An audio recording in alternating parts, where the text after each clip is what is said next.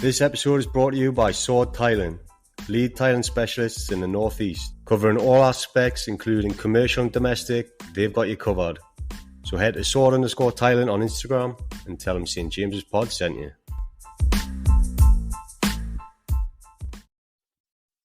In this episode of St. James's Pod, we're going to be discussing how we went to the Emirates and took points from Arsenal for the first time this season. I'm Sam, I'm joined by Alex and Tom. How are you two doing today? Very well. Happy New Year. Fucking brilliant point. Happy New Year, man. Let's start as usual with the lineups. When the Newcastle United lineup was announced, what were your thoughts? Because obviously the main thing, or the only thing, is that Wood's being dropped and Wilson comes in.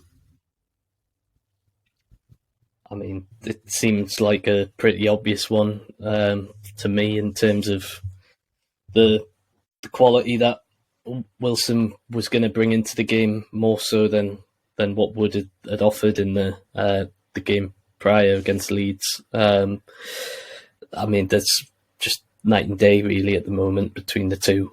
And although you could argue that we'd need somebody a bit like Wood to be able to like hold the play up, and because we were going to probably sit back quite a bit in this game against Arsenal, I think Wilson can equally do that, and but also has the pace in case we did get a good counter attack going that he could have got in behind. So yeah, it seemed like an obvious choice, and he obviously passed, the internal fitness tests to go from the start, because I know he has been struggling with an illness, a bout of illness for the past few weeks. So clearly Eddie was saving him for this one rather than using up all of his energy in the Leeds game. And Alex, were you expecting to see Maxi at all from the start?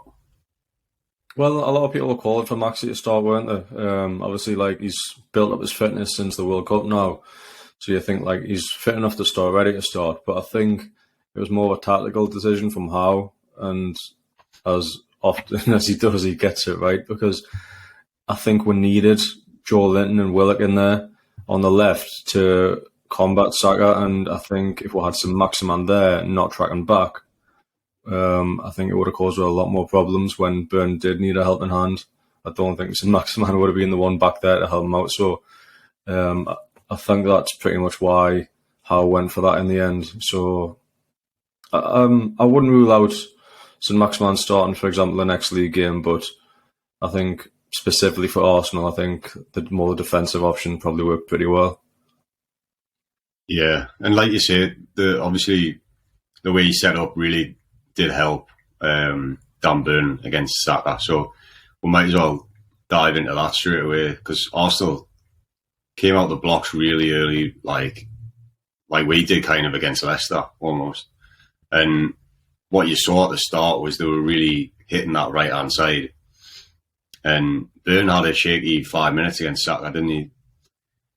At the start, but then he seemed to kind of change the way he played against them, but also Joe Linton and Willock were both helping him out a lot, which, as you say, that had been St. Maximin. Even if he'd been, drilled to really help him, he's just not, that's not his game, so he's not going to be able to do it as well as either of those two, especially Joe Linton.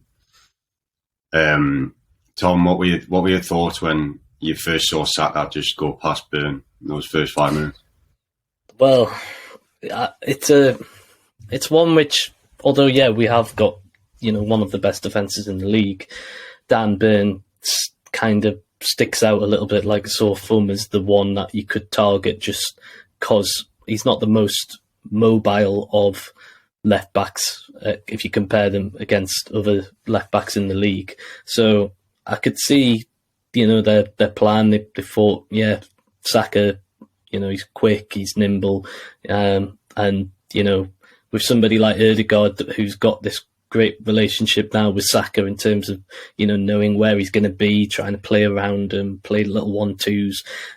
It was a concern that if Saka was going to get round the back of Burn, then that was going to be a real nice, easy way in for Arsenal to then, pull it back across and get goals that way. So, yeah, when I seen him, darting past him like he did, heart and mouth moments. But that's a credit to Burn, because I think he's used all of his experience and age after that first 5 minutes of knowing that, all right, okay, I'll give him that extra yard and call for that extra support. And I think by the middle of that first half, you could see that we had started to double up and in some cases triple up on that side on Saka, and that we kind of nullified the threat after that first 5 minutes. I can't really think of many other opportunities that Saka did have to either get round the back or try and cut onto his left and get any shots away. So I think credit has to go to Burn for changing his style and for just the rest of the team all chipping in and supporting, because clearly it was a tactic from Arteta to try and get at us from that side, but they did well in the end. Alex, what did you think? And also, did you notice that Saka seemed to go down holding his face a couple of times as well? Yeah, so I'm just going back to that first 5 minutes. Jesus Christ. I thought if this is how the game's going to pan out, it's going to be a long bloody day. I'm sure they had 5 shots in the first 5 or 6 minutes. And I was thinking we're in big fucking trouble, but fair play. I think Eddie Howe did switch it up a little bit and went more 4-5-1 more than a 4-3-3. Just to give more so Burn a bit more help. I think it was even out of the ball. It could have been more like a 4-4-2 because it was Wilson and Almiron pressing from the front, and then obviously Joe Linton sitting right back in. But with Saka holding his face, I think that's just because he's so small. Genuinely, when people you saw Joe Linton do it, you saw Burn do it. When you get your arms out, make yourself big, and because they're so tall, the arms often catch Saka in the face because his head's at elbow height. So. I thought that was a theme in general from the off from them. They went down very soft. I think they were very clever with going down with any contact. I'm not saying they're not free kicks, but they were the felt contact went down, the referee blew, and ones which there were a few cynical ones early on where obviously the yellow card did come out really early. So I'd say it's clever play, but we'll get into the ref then, because as you say, he pretty much gave a soft yellow. It was either one or maybe even 2 soft yellows really early on. And then he kind of made a rod for his own back because then he had to give yellows for other soft fouls. And then he was kind of really... Did he stop? He couldn't give he couldn't give a second yellow when he probably should have, because he was they don't really deserve to get sent off because I've give such a soft one in the first place. So how much do you think his handling of his cards affected the game? And also, I'll ask you this, do you think in the end it actually benefited us? I mean, I don't think the ref allowed the conditions to factor into the way he ref the game. I think whenever you're playing in those sort of wet and windy conditions as there were, you gotta just allow a little bit of lenience to some of the challenges that were going in. Yeah, some of the challenges were just plain cynical professional fouls, which you do have to, blow up for but the stop-start manner of the game in terms of him blowing up for so many fouls early on and the yellows, I think it did probably help us a little bit in terms of took the sting out of Arsenal's flow. They couldn't get things moving as much as they wanted to, and we obviously it prevented us a little bit in terms of probably trying to go for it as much as we wanted to as well, because it was mainly Newcastle players early on who were getting the cards, so I think we had to step off a little bit as well and be wary of running risks of going down to 10 men, because I think if we had, I think that would have been game over. I think Arsenal would have found a way through us if we had had one sent off. But yeah, I think overall it didn't help us for a spectacle, like as someone watching from home. Like it was frustrating seeing that happen so many times. The cards coming out and the free kicks, etc. But I think maybe Eddie and like the coaching staff were kind of happy to see, it slow Arsenal down a little bit when they were trying to get into a bit of a flow. Yeah, and the reason I was kind of thinking, like, in the end, do you think it sort of helped us out, is because I felt like he wasn't going to give the second yellow. And towards the end, like, we were kind of like treading the line a little bit, and the time wasting and stuff. And as you say, like, especially towards the end when it did seem like we're just hanging on for the 0-0, that stopped, like, all those stoppages obviously helped us more than it helped them. But we'll just kind of, Alex, if you can remember, there was two really poor decisions for me where we picked up yellows. One was the Joe Linton yellow card, and the other was the Miggy yellow card. I thought the Miggy one was really soft, and the Joe Linton one wasn't even a foul. He got the ball. Yeah, stuff. Like, obviously, like, Miggy was keep like looking up at the ref, being like, making sure, like, yeah, I'm behind the line, I'm good. And then the referee must have said something. He's like standing on the line, his toes over the line maybe. And then like the referee says something again, pulls out the yellow card, and Miggy's standing there like, I haven't moved. And then obviously the Joe Linton one, like, it was a great tackle. It was right in front of the lino. The lino doesn't give it, or he doesn't help the ref anyways. And then obviously he just nicks the ball, and they get a free kick, which they get a pen shot from. So it's just caused a whole load of drama when it's actually a great tackle by Joe Linton. He shouldn't have been booked, and it should have been play on. That's the linos. We don't see that enough. We don't see the linos like actually, correcting the referee, like when they've got the better view. Like, it's just so frustrating. Like, they're just there to every week. They're just there holding this flag, and half the time they're getting it wrong, and then they're over reliant on keeping it down because they know VAR will have a look at it, and it's just like, no, you're there to assist. Your literal title is an assistant referee. You're there to assist him when he can't see what's happening in the phase of play, and they don't do it. Like, and it's just like Joe Linton, gets a needless yellow card that he didn't deserve, and they, like you say, that would have been raging had like then a penalty been given at that moment, and because from a free kick that shouldn't have been. The Miggy one was like interesting only because in the Leeds game, I know one of the Leeds players got carded for not exactly, but a very similar thing. Or whatever. Yeah, Ganonto was like... That was strange, that one, though, wasn't it? Like, well, because the Ganonto one, because he wasn't. He didn't even 10 yards really get away. a warning. No. Yeah. I don't know if he kept saying that Trippier was moving the ball further, like closer, and he was like saying, well, if he's moving it like closer to me, then what am I meant to be doing, sort of thing.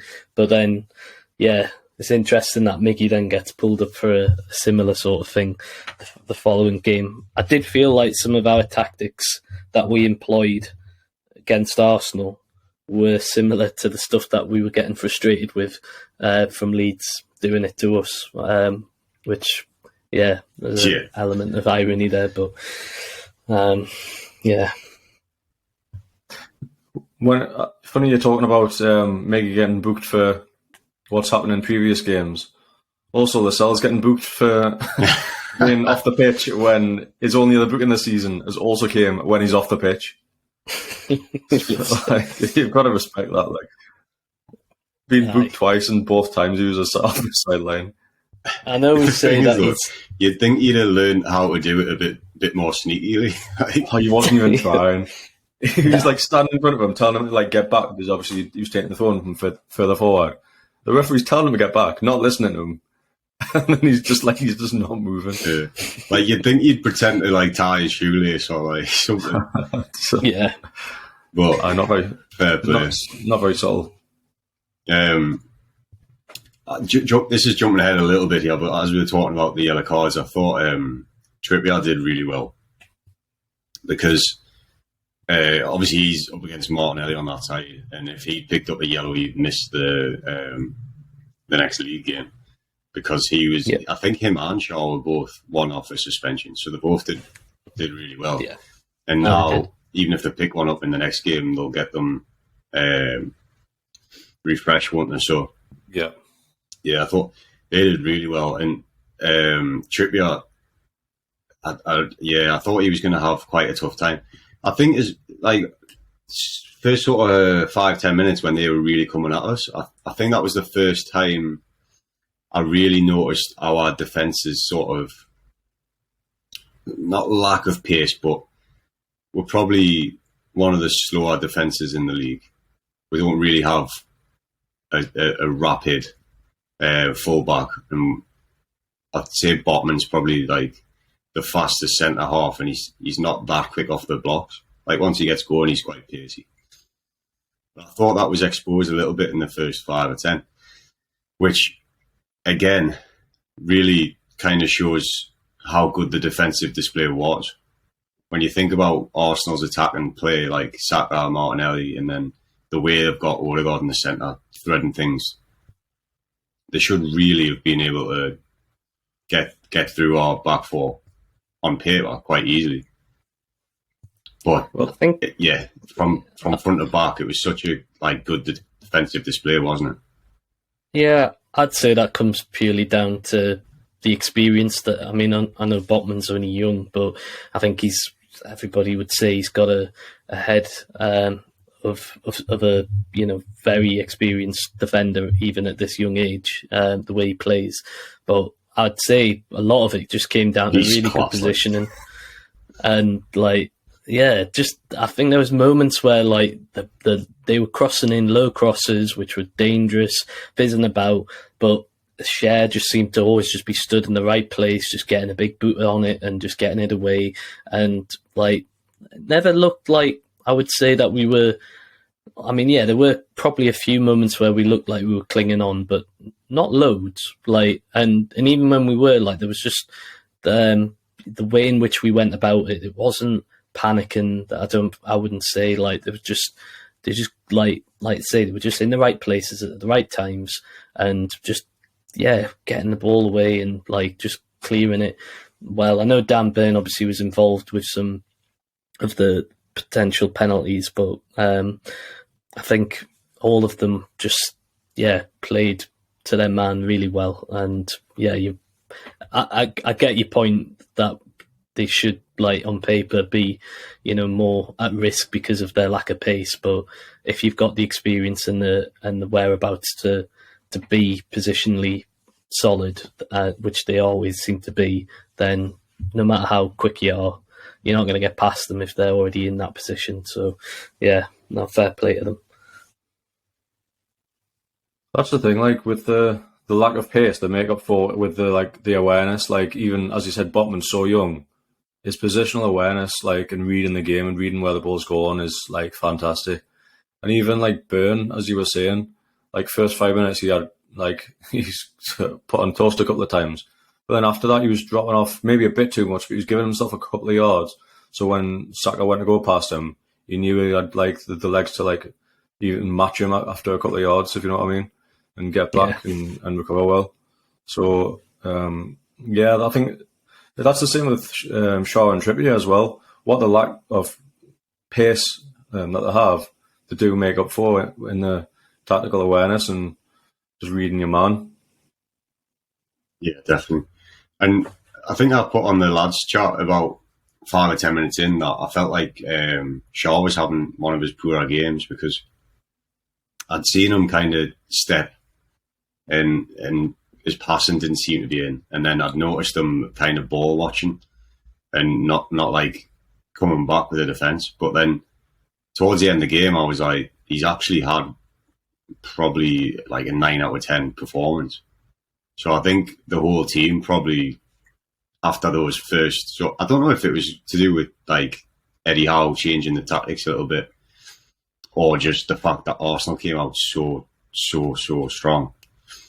And I think, should we just talk about Arsenal for a little bit, because obviously they're top of the league, and like I've seen like some of the games this season, I've seen the results, and I was still impressed by them. They are really good. I expected them to be worse at the back because they have leaked some goals this season, but we really struggled to get at them. And obviously the fact that we're the first team where they've dropped points against us at home just goes to show like how impressive they have been this season.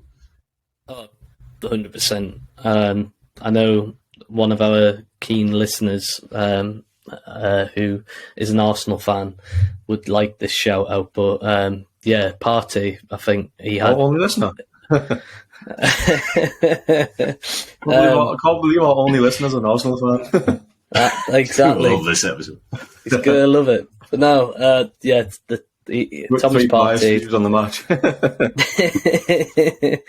No, in fairness, I was speaking to him about it earlier, and like Partey did have a, I thought he was a bit anonymous, but then like he explained, like he was always just sort of there. Any time that we tried to get forward, like and create anything, he would always be there, dropping back into the defence, and his positional awareness as well was fantastic. All right, he didn't pop up in terms of any attacking threat or anything. I suppose that's not his game anyway. He is a defensive-minded midfielder. Got a couple of shots from the edge of the box when they couldn't break her down. He did. And yeah, I know he has got that ability in him to hit one from long range. But yeah, I thought he had a really good game in nullifying any sort of threat that we had in terms of trying to get forward. Obviously, I'd really enjoy watching Ødegaard. I think he's a class player.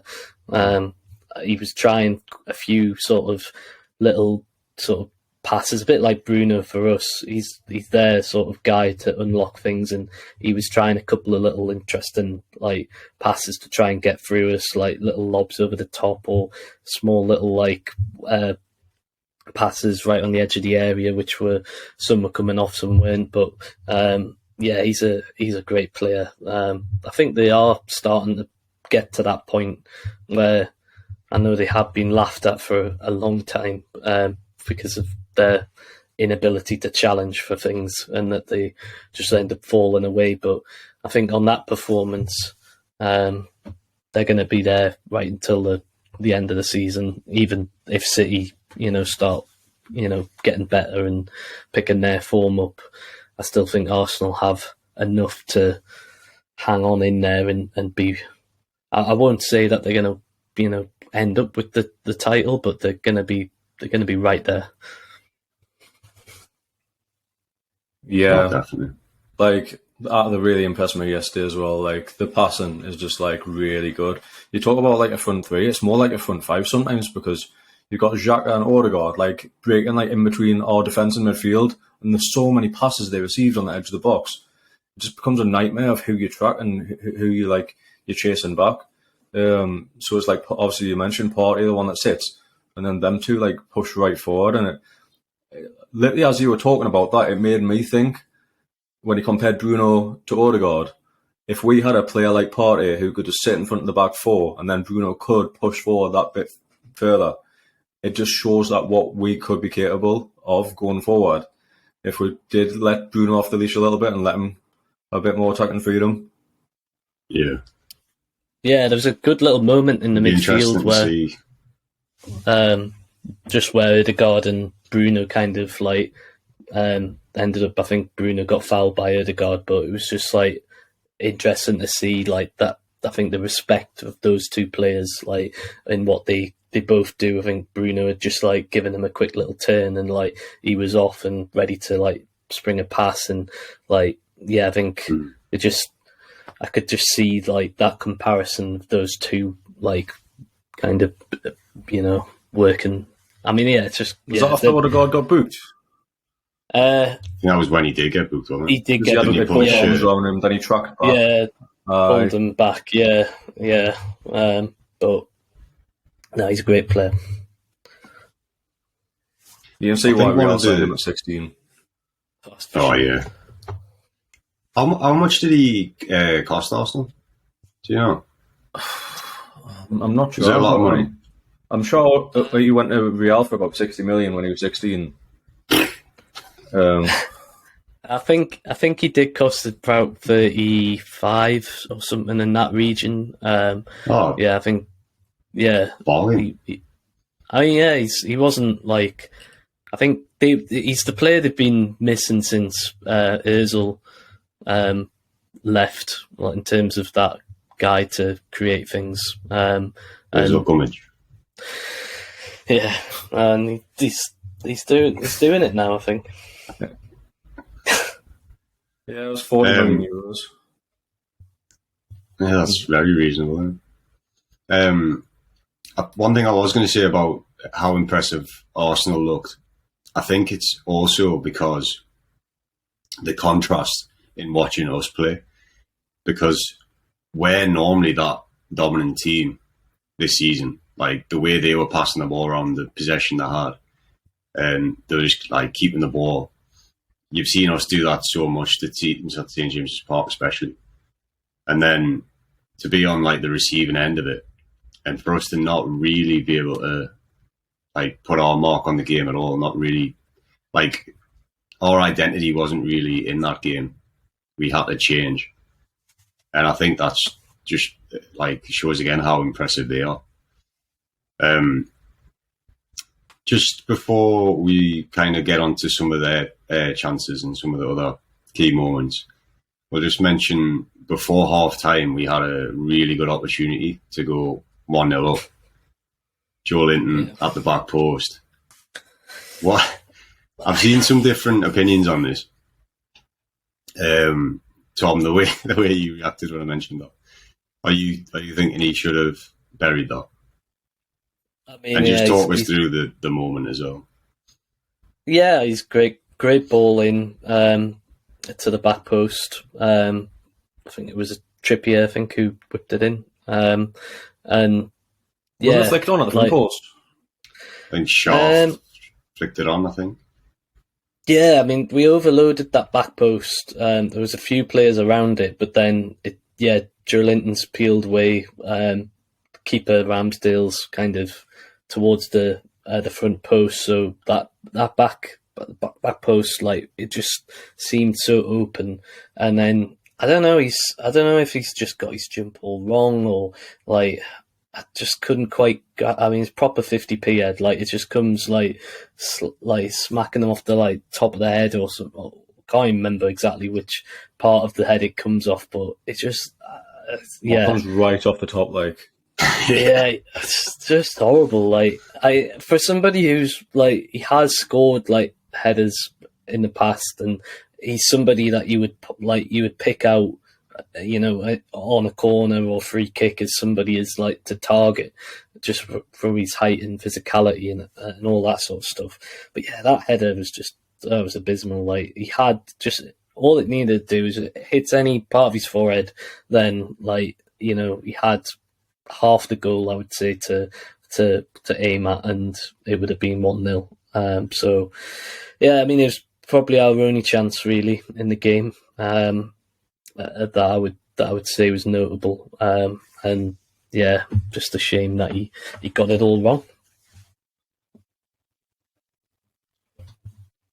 So you of the same opinion, or do you think it comes at him too fast and he doesn't have enough time to position himself?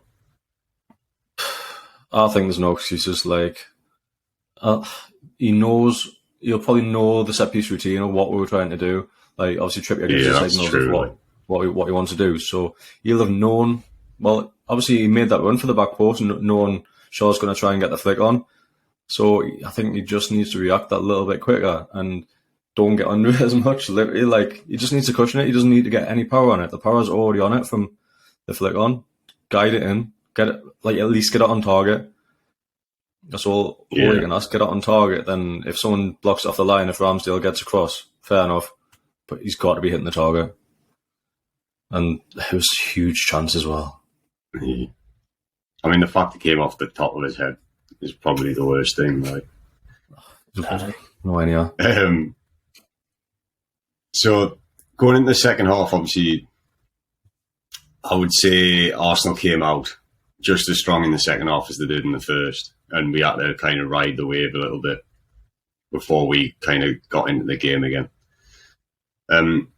One player who I want to talk about, we mentioned him at the start. Obviously, he came in for Wood, Callum Wilson. How did you feel his performance was, and do you think he was fit enough to be starting? Yeah, he was obviously quite quiet, wasn't he? Yeah. I think it's difficult for him to get into the game. Like I say, we were playing quite a low block, and at times, again, it felt a little bit of old in terms of, you know, we had only one player to really aim for whenever we cleared the lines, and you know, expecting him to hold the ball up when he's got two defenders around him at minimum. So yeah, it was quiet for him. He had I think a bit of a struggle on his hands. So I can't necessarily give him any, you know, stick for his performance, but it certainly wasn't of a standard that we're used to and seeing from him. Maybe we had some of that lingering fitness issue, but it was hard to really say because I don't think there was many opportunities where he could have, like, you know, broke away and done and caused Arsenal many issues, I would say.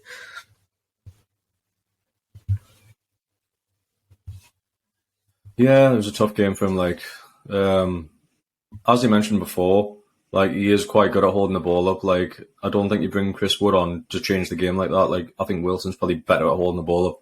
But every time he tried to get it down, it was like he was swamped by Arsenal players. Yeah. He's never really got one moment to, like, just try and get it down and make a pass. And the chances were really few and far between. And a lot of the times he was just isolated as well. Like, he really didn't have a lot of help since we were playing, basically 4-5-1. So I don't think you can really judge his performance on, like, as you said, coming back from this bug that he had and then playing in the way that we did. Yeah, you can't really put too much on Callum Wilson there, I don't think. There was one moment where the ball got whipped in and he had a bit of an air shot, didn't he? Which, maybe not like fitness, but maybe sort of match fitness in terms of he's not kicked the ball enough because he's been out. Because that's probably the sort of opportunity where you would expect him to probably get something on target there, and he just totally missed the ball. Obviously, as you say, like, real tough day for him. But when Wood and Murphy came on, it appears you obviously you're a big fan of Murphy, so not anymore. Are you still a big fan of Murphy?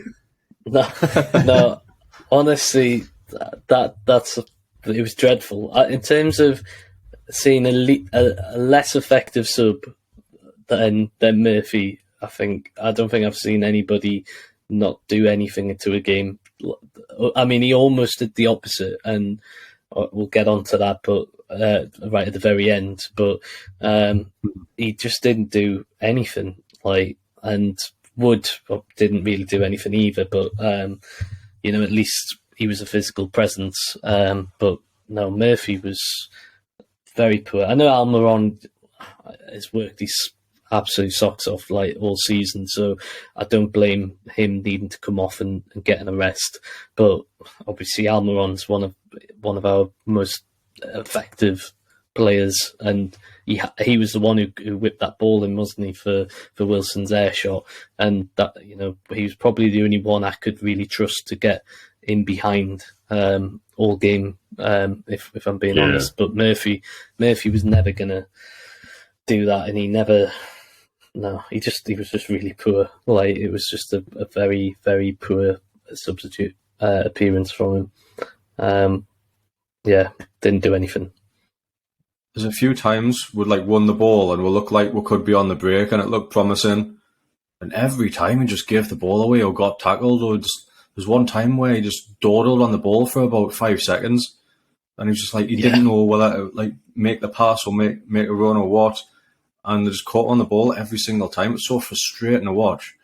It was like, we're bringing someone on to try and give us something at least, give us some legs, and he just didn't offer anything.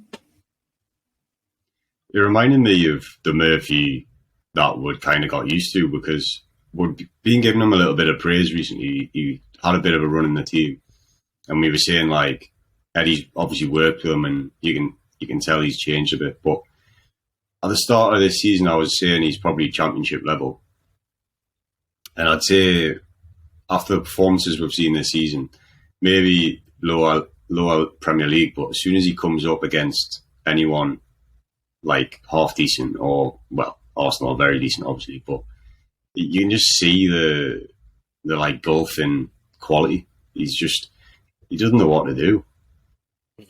It'll be interesting to see if he plays in the cup games against especially the Sheffield one, because obviously lower league opposition, see if he can really turn it on. But he's got to be one of the ones as well, didn't he? Last season, he was on loan at Sheffield Wednesday, so yeah. Last season? Really? Yeah, he had a season before. News to me as well. No, he had a brief loan spell, didn't he? Well, maybe season before. I don't think last season. Maybe so. Well,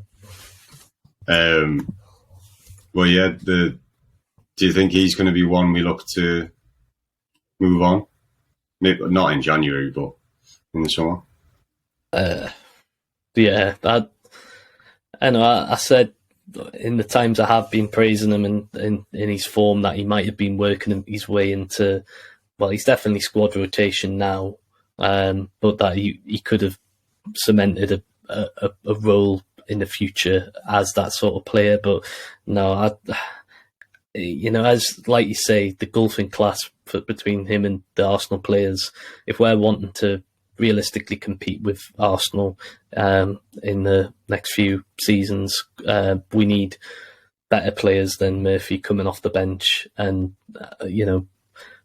changing the game effectively. And he's just not that. So he's going to be on that list for me of players that need clearing out. For sure, because he's just not even the gulf in class between him and Almiron, like or Willock or Maxi, the ones who start more games. Like, there's just a big gulf in class between him and players currently in the squad. So yeah, I can't see him staying around for much longer after this season. It's interesting you mentioned Maxi, because he came on before Maxi. And I think at the moment we're in this like transition period, and we need the wingers to be able to defend and defend well. And I think that's one thing that why he likes Murphy.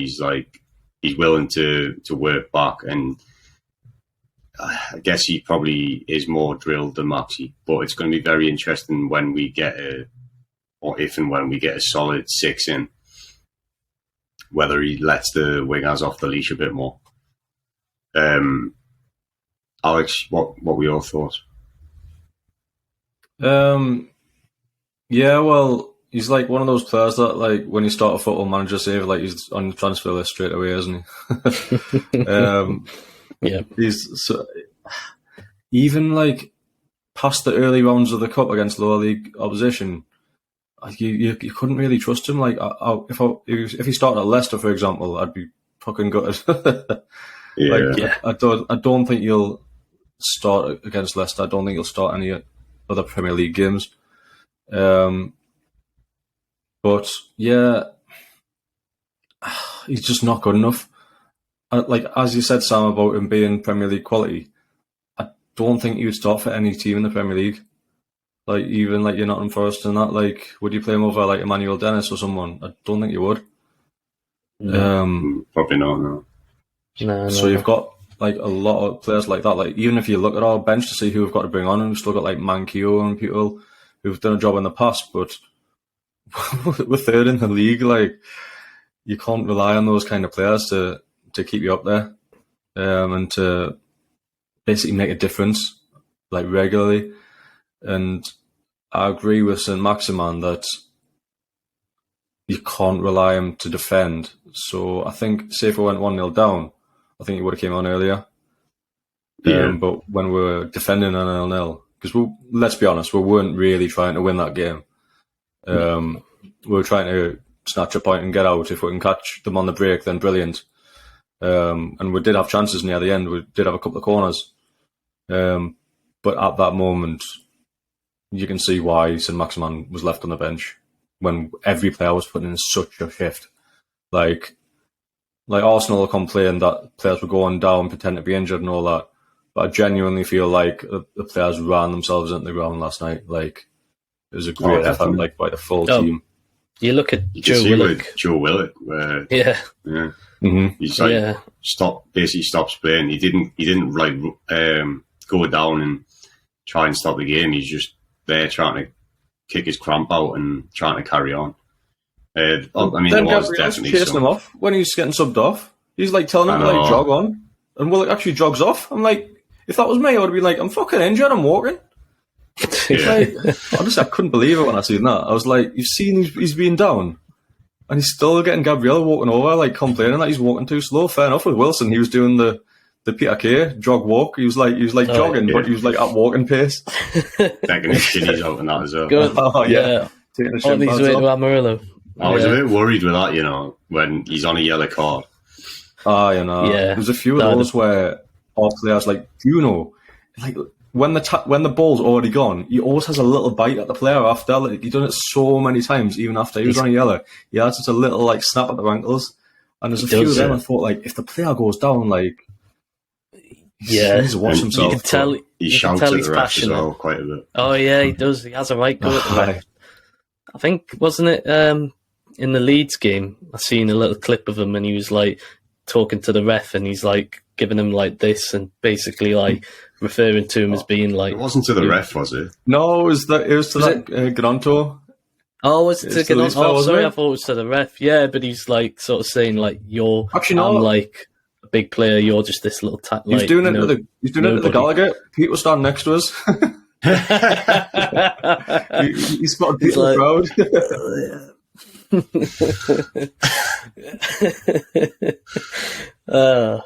He does have that in his game. Got to get the customary jipping when he's not on. Oh, of course you do. But yeah, you do kind of worry a little about Bruno just having that like fiery side to him. Although it obviously helps him in terms of like the passion and the displays. Like you don't want to get it out of his game, but like when you're in those big moments, you just like kind of. I think I seen Trippier at one point, like just giving him the whole like calm down a bit, like like I think that was when he was giving it some to the ref, and he was just like just chill out a little bit. But yeah, tell you what, Trippier's good for doing that. Like the amount of times he goes up to the ref and he's just like you see when Xhaka brought down who was it for the second yellow? Well, the alleged second yellow. It was fairly early in the second half. Sure. Or was that for his first show? Yeah, I think it might have been Bruno actually. They bursting forward and he takes him down on the edge of the box, and you see Trippier go up to the ref and just hold two fingers up. Like, is that not? It's like second yellow. It's a bit because the way the first half went and what the ref was giving fouls for. If he was consistent, then it would have been a yellow card. there were One a reason he couple of didn't get it times. was because hey, the lost song. No, there was a couple of times where I didn't appreciate our players giving it the like imaginary yellow card, and I don't know. Bruno might have done it. I can't remember exactly which players were doing it, but I mean, we were probably reacting more to the fact that Arsenal players were doing it previous, but I don't want to see our players like get into this like habit of like surrounding the ref and giving it that, because I don't like it full stop in footy anyway. But like if our players are going to do it, then yeah, I'd rather they didn't. But yeah, I did notice that at some points in the game. I think that's the other good thing with Trippier as captain as well, is he quite often just pushes everyone away. And he's like, I'll talk to the ref. You like, there's no point everyone just shouting at him. But let's go on to a couple of the refs' decisions that obviously the Arsenal players and fans and manager weren't very happy with. I don't know about you guys, but when obviously, I mean, we'll get on to Arteta specifically in a minute, but when he's saying about the two penalties, like penalty shouts, like the second one, I'm thinking like, what is that? Like, I can only think of the handball. But then obviously, what he is talking about is the Dan Burn on Gabriel, where he pulls out his shirt when the corner's coming in or the free kick's coming in. What were your thoughts on that? Yeah, I mean he's Nothing was made like, of it at the time. Yeah, I get what you mean there, Dors. Like it was a bit like the commentary that we had with Sky Sports. Like I don't think they pulled it up straight away. I think it was maybe like a few phases after the like showing of a replay. But I think when you see that sort of angle where he's like, yeah, his shirt's pretty much like wrapped around the other side of him, like, and yeah, I'd say he's very close to the line on that one. In terms of, yeah, that if it had been given, I wouldn't be so like aggrieved by it being given. Just we've heard a lot about referees trying to like bring in like more sort of rules about shirt pulling in the box and sort of things like that over the last like season and a half, and yeah, it was a clear shirt pull. I know some of the Toon fans are trying to pull the incident that happened in the first half where it was Gabriel on Burn, and that it was like, well, you know, Gabriel kind of pulled Burn down for a potential penalty for us, so they kind of evened themselves out. But yeah, it was a very close one, and yeah, we may have got a little lucky, I would say. But like when you compare it to the Burn one in the first half, Burn's like looking to get the ball for us from the set piece, and I think he like leans into Gabriel and then Partey knocks him down. Partey isn't even looking at the ball. It says heads down, he just barges Burn over. But since there is a bit of like to and fro, then they don't even really look at it.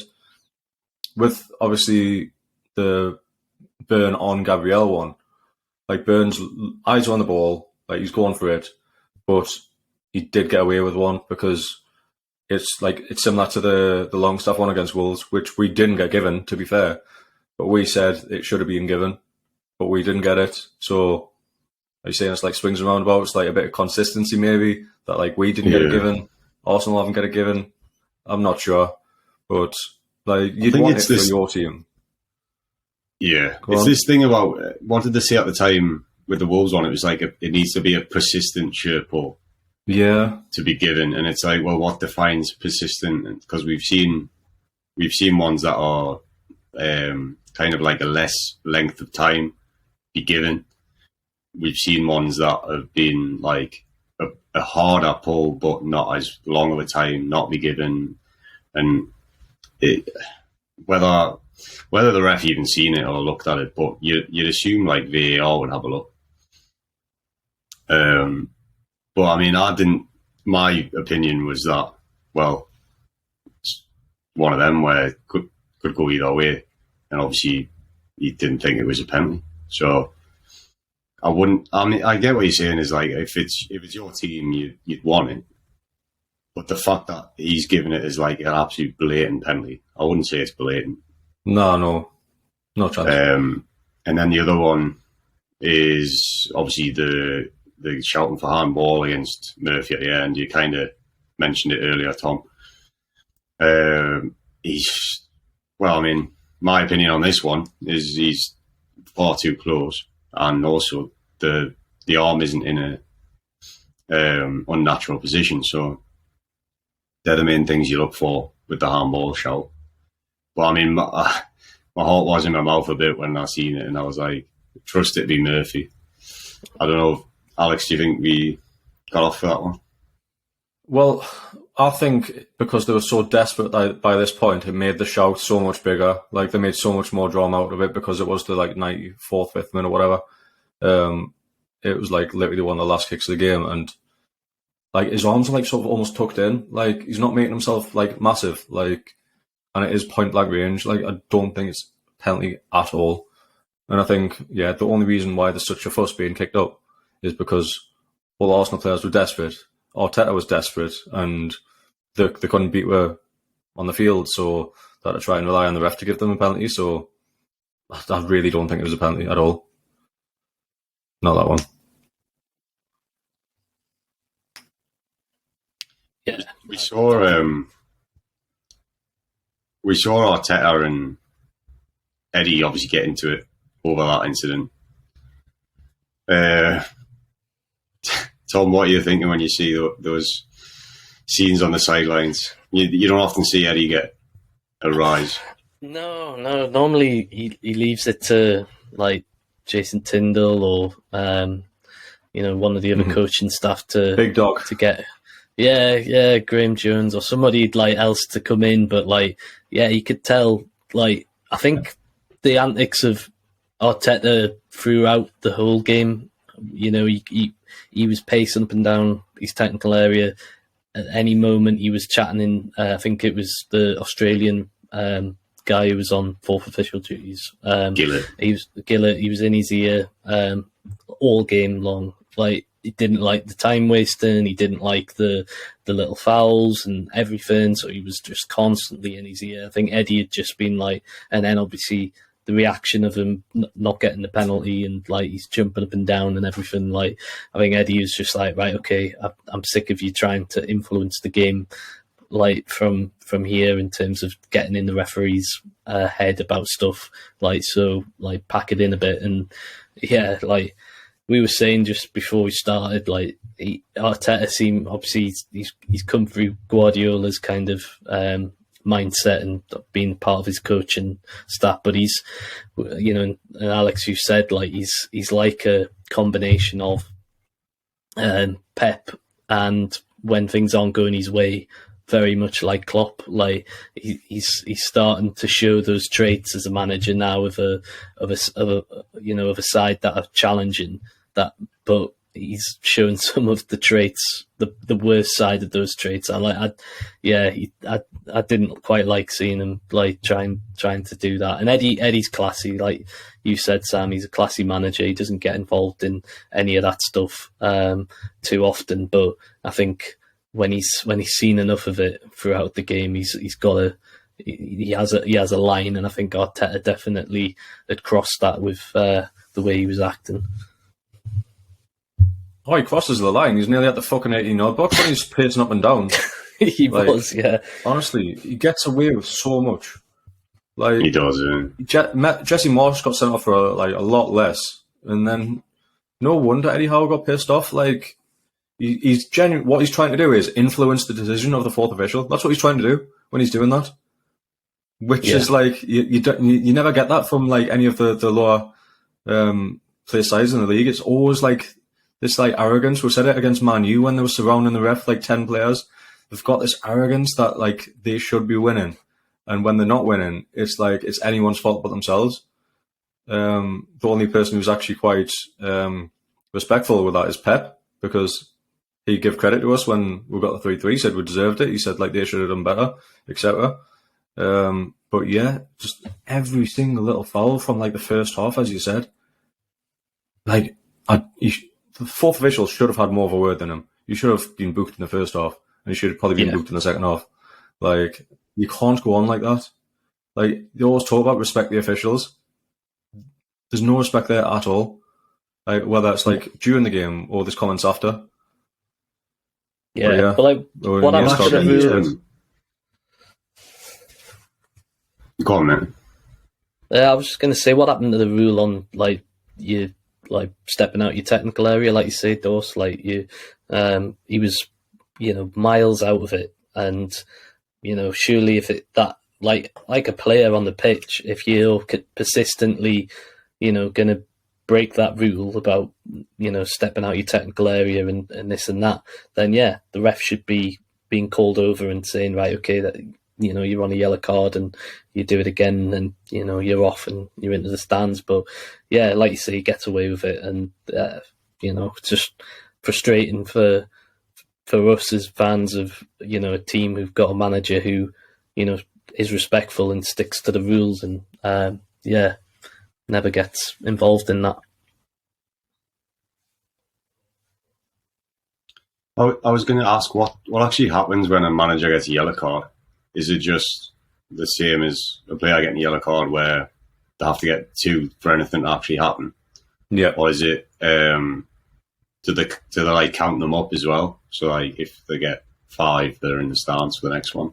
Well, I don't know about the carrying on a bit like that. I have no idea. But I know obviously if they get a red card and have to sit in the stands, then I think doesn't that equate to then a match like they're suspended for the next game in terms of they miss the next one, they have to sit in the stands. I think that's what happened with Jesse Marsh when he got his red card. Yeah. So yeah, but just a bit great. I mean, yeah, I know we've seen it before. There's like managers from down the years in the Premier League who've had that kind of way about them. Obviously Fergie, Wenger, Mourinho, like they've all been at it and like done things to try and influence the game. Yeah, it's like the classic Wenger with like, yeah, where's the added time and like Fergie time and everything. Yeah, just Fergie, man. I think Wenger did it a little bit as well. But I think maybe some of that's creeping back. I don't know, like some of those like managers who have been managed by those guys, like they're trying to adopt those tactics. But Arteta it was pretty embarrassing to see him like acting the way he was, just like a little petulant child. But yeah, he didn't get his own way in the end. So it'll be interesting in Arsenal's next game because it'll be Arteta Conte, won't it? It's like the North London derby next up for them. Tough. God, so there could be some fireworks in that one. I wouldn't want to be the 4th official that day. And yeah, you mentioned it there, and that was the last thing I've got to talk about is how Eddie Howe showed his class again in his post-match interview. He just says, yeah, no problem between me and Arteta, he's a great manager, blah, blah, blah. When really he's probably thinking he's an absolute dickhead. But is there anything else actually we didn't mention Pope, his save towards the end that obviously kept us in it and probably saved us to the point. That was massive save. It's a fantastic save. Yeah, like he's great saving things with his feet. Like I know he's a big guy and like I mean he can get around, dive around and make loads of different types of saves. But I was surprised with like I think he has made quite a few this season now like low shots that he's had to react quickly to with his feet and legs and making those blocks, and that one there, because it was a nice move by Arsenal, and Nketiah, got himself in a great position, and I don't think you can label anything at Nketiah for the opportunity and not taking it. I think he's done what he can in that quite quick moment, and just a snapshot and to open the catch Pope out, but reactions were top notch, and massive save in the context of the game, and at what point it was in the game very late on as well.